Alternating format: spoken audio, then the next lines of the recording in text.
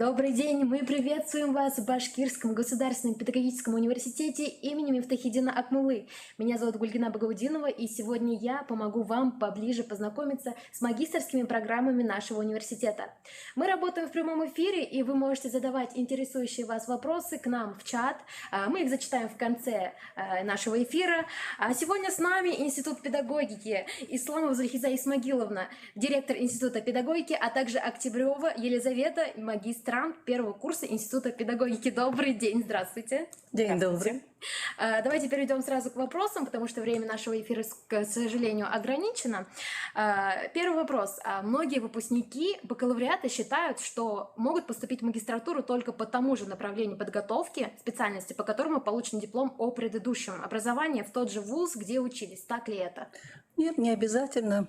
Практика вообще показывает, что к нам большей частью в магистратуру поступают студенты не только разных наших профилей, и с ИФОМКа, с английским языком, и историки, но и выпускники бакалавриата нефтяного, авиационного, причем поступают на те профессии, которые, в общем-то, требуют как бы вот специализации. Например, у нас выпускник нефтяного сейчас учится на начальное образование, то есть он будет будущим учителем начальных школ, делает это с удовольствием. Не обязательно. Не обязательно. А какие программы предлагаются в Институте педагогики в этом году? И есть ли что-то новое?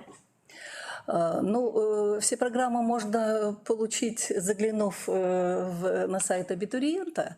Наиболее интересные программы, я думаю, что это менеджмент в образовании, это управление персоналом, дополнительное образование в музыкальном МКТ и в хореографии. Интересным, я думаю, во всяком случае в этом году по приему, по набору программа, которая называется «Технологии управленческой деятельности в образовании». Набор на эту программу будет осуществляться по проектам, уже осуществимым абитуриентами, возможно, по грантам, которые они уже получили, по конкурсам и олимпиадам, где они заняли какое-то место, то есть по уже имеющимся заделу. Вот это интересно для нас. Кстати, уже 8 человек у нас заявок на эту магистратуру. Это очень здорово.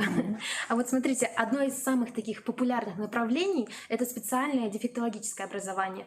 А кто может поступить на это направление и кем будут потом выпускники? То же самое могу сказать, что не только выпускники бакалавриата по педагогическим профессиям, но и бакалавриата других профилей. Но мы, конечно, приветствуем тех, кто закончил или по педагогическим специальностям, или медицинским специальностям, или еще прямо с этого бакалавриата. Но это не обязательно, потому что речь идет об управлении специальным образованием, о методическом сопровождении психолого-педагогического образования в инклюзивных, в коррекционных школах. Поэтому не обязательно. Мы ждем всех, кто желает. А в какое время работают, в какое время учатся магистранты и могут ли они совмещать учебу с работой? Это, наверное, вопрос. Да, это, наверное, я могу ответить. Я все-таки закончила бакалавриат на Институте педагогики, вот сейчас учусь там же в магистратуре, и да, совмещать с работой более чем возможно, потому что занятия чаще всего ставят нам примерно там с 4-3 часов дня, и совмещать очень удобно. В первой половине дня магистрант, как правило, работает по специальности, по своей или не своей, как кому удобно будет, а потом уже идет получать магистерское образование. Да. И вообще занятия, которые начинаются в 16 вечера, уже заранее мы это расписание подстроили под работающих. Это очень удобно, да. Конечно. Уважаемые зрители, ну а мы напоминаем, что мы работаем в прямом эфире, и вы можете задавать интересующие вас вопросы по теме поступления в магистратуру в Институт педагогики. У нас в чате в комментариях, мы их зачитаем в конце эфира. Ну а мы продолжим. Можно ли поступить иностранному гражданину в магистратуру к нам? в институт педагогики? Конечно, можно. У нас более 50 иностранцев обучается. Это я говорю только про институт педагогики. Причем, начиная с Пакистана и завершая Узбекистаном.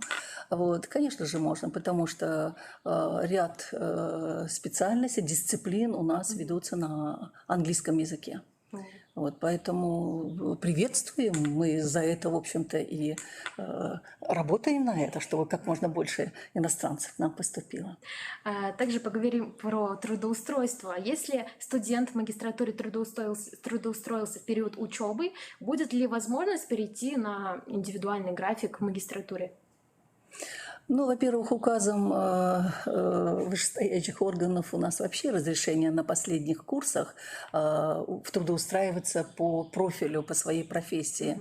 Мы не просто разрешаем, мы приветствуем это. Во-первых, наш выпускник уже трудоустроен. Во-вторых, он уже с тяготами своей профессии ознакомлен.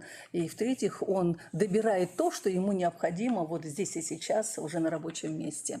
Поэтому, особенно на последних курсах, еще раз говорю, переход на индивидуальный график обучения – это как бы даже норма, вот, но только в тех случаях, если он работает по профилю будущего выпуска. Да. А кто обычно является руководителем программы и как его вообще выбирают и на что это влияет? Ну, во-первых, это должен быть обязательно человек со степенью не ниже кандидата наук. Это человек должен быть со званием не ниже доцента. А приветствуем мы, да и вообще студенты обожают, любят людей-практиков. Вот это не просто профессор, доктор, но он имеющий свою клинику, имеющий свой центр коррекционной работы, организующий сам какой-то клуб, да, хореографии. То есть человек-практик – это вот самое лучшее, кого мы берем на конкурс на руководителя программы. С научным заделом, безусловно, это ряд статей, ряд ваковских, ряд скопусей, то есть с большим научным заделом. Вот такие требования, серьезные требования к руководителям. Очень интересно. Лиза, поделись, пожалуйста, опытом. С какими трудностями сталкиваются магистранты в период обучения? Есть ли что-то такое? Наверное, на первых порах, в принципе, как и на любом уровне обучения, ты подстраиваешься под новый график, подстраиваешься под новые какие-то определенные требования. Ну и здесь нужно будет себя полноценно настроить на то, чтобы в магистратуре ты уже взрослый, ты уже с первого курса сразу начинаешь думать о своей магистерской диссертации. Здесь ты уже и работаешь точно. Бакалавры, конечно, тоже работают, но все-таки магистратура — это то место, где очень много уже взрослых людей, и поступив вот на первый курс, ты сразу, наверное, должен построить себе вот этот путь, по которому ты будешь проходить 2 года. Потому что если этот вопрос не решить сразу, наверное, на 2-м курсе ближе к диссертации будет уже сложнее. Да. Я вот знаю, что когда ты училась на бакалавриате, у тебя была очень бурная такая активная студенческая жизнь. Скажи, пожалуйста, а на магистратуре получается также совмещать учебу, работу и свои какие-то хобби? Да, конечно, это все просто вопрос своего грамотного распределения времени и интересов. Очень здорово. У нас здесь появился вопрос. Мы к вопросам перейдем в конце нашего эфира, а пока что продолжим. Зульхиза Исмагиловна, а сколько учатся сейчас у нас на магистратуре? Учатся сейчас более 300. Более 300 магистрантов учатся у нас на магистратуре. А как вы считаете, в каких сферах они будут востребованы в будущем? В различных сферах, в зависимости от той специализации, на которой они учатся. Начиная вот с районов управления образованием, да, центрами реабилиации, центрами социализации. Я про школы и про детские садики вообще молчу. Службы реабилитации. Ну вот что еще, подскажи мне. Я, наверное, могу привести пример того, что я сама обучаюсь на направлении менеджмент в образовании. Я плюс работала в университете, то есть это мне позволило работать в администрации университета. Это очень здорово. Ну а сейчас, я думаю, мы можем вывесить наш слайд по программам и дать небольшой комментарий. Также хотела бы сказать, что, уважаемые абитуриенты, обратите внимание, что 27 мая состоится очная презентация программы «Технологии управленческой деятельности в сфере образования» во 2-м корпусе нашего университета в 206-й аудитории в 2 часа дня. Зульхиза Исмагиловна, может дать какие-то комментарии по направлениям? Ну, у нас не так много бюджетных очных магистратур, и я вот сразу вижу на первом месте это менеджмент в образовании. Действительно, у нас 14 бюджетных по очной форме и 16 коммерческих заявлено. Поэтому мы ждем, это одна из, в общем-то, мощных наших магистратур. Поступает они у нас по комплексному экзамену в области менеджмента в образовании. Еще одна очная аспирантура, вы простите, магистратура, ну не зря сказала про аспирантуру, после этого, после этой программы у нас охотно идут дальше учиться в аспирантуру. Есть еще, ну вот пролистайте, пожалуйста, педагогика и психология высшего образования, ППВО, как мы сокращаем. Вот еще одна очная магистратура. Она у нас УШОС программа, одна из самых знаменитых наших программ, потому что я вообще честно вам скажу, что у нас в Башкортостане всего единственная программа УШОС, где мы приглашаем поступать студентов из Китая, из Казахстана, ну, из УШОС стран, Преподаются ряд дисциплин на английском языке. Ну, например, в прошлом году у нас выпустили сразу почти 8 китайских студентов. Было сложно, да, они как раз попали в пандемийскую ситуацию, но с таким восторгом уехали, столько воспоминаний. То есть опыт УШОС такого программирования и работы с иностранными студентами именно вот на этой программе мы приглашаем всех желающих учиться с иностранцами.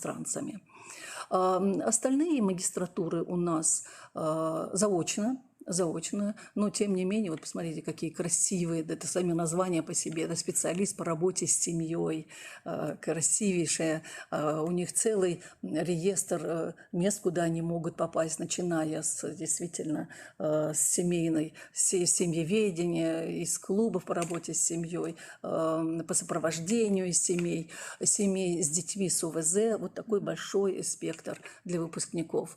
Далее, вот смотри, управление образованием и психологи педагогическим сопровождением лиц с ограниченными возможностями здоровья.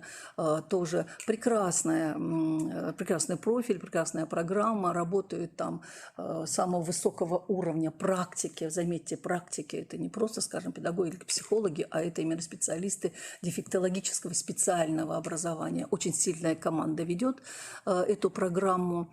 Ну и вот, пожалуй, ну а все остальные программы, они тоже интересны. Вот, например, если я сейчас перечислила в основном управленческие программы, то ведь у нас есть еще сильная методическая программа. Это методическая деятельность в дошкольном и начальном образовании. Посмотрите, какой шикарный, в общем-то, веер, да, дошкольное и начальное.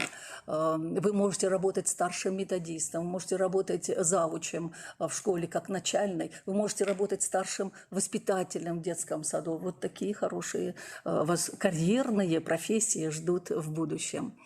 Вот, пожалуй, основные, на которые я хотела бы акцент сделать, я перечислила. А более подробнее, конечно же, наши зрители могут ознакомиться на нашем официальном сайте baspo.ru в разделе для абитуриентов. Ну а мы давайте быстренько пробежимся по вопросам, которые задали нам в чате.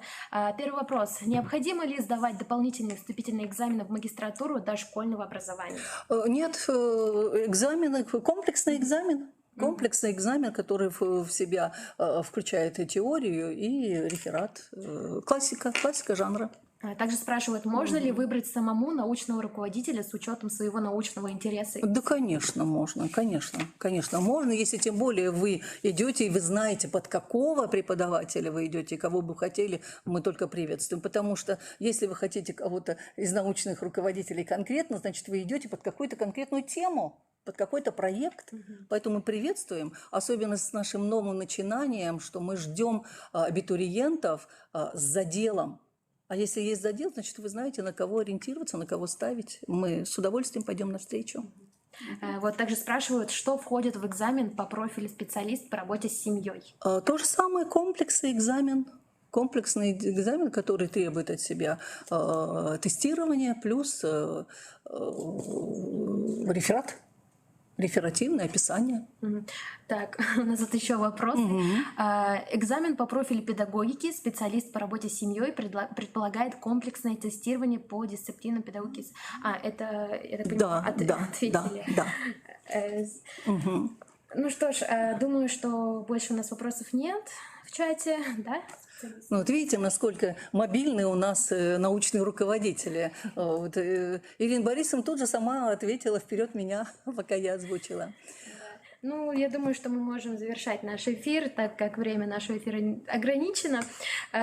Спасибо большое нашим зрителям, что были с нами. С вами был Институт педагогики Исламов Зульхиза Исмагиловна, а также Октябрева Елизавета. Спасибо большое. Коллеги, просто хочу сказать, что если вы выберете наш институт, у нас просто мощнейшая команда, и это все знают, несмотря на то, что мы самый объемный институт, но тем не менее мы отличаемся своей командностью, своей направленностью, поэтому вы просто украсите нашу команду. Мы ждем вас. В Башкирском государственном педагогическом университете имени Мифтахиддина Акмуллы.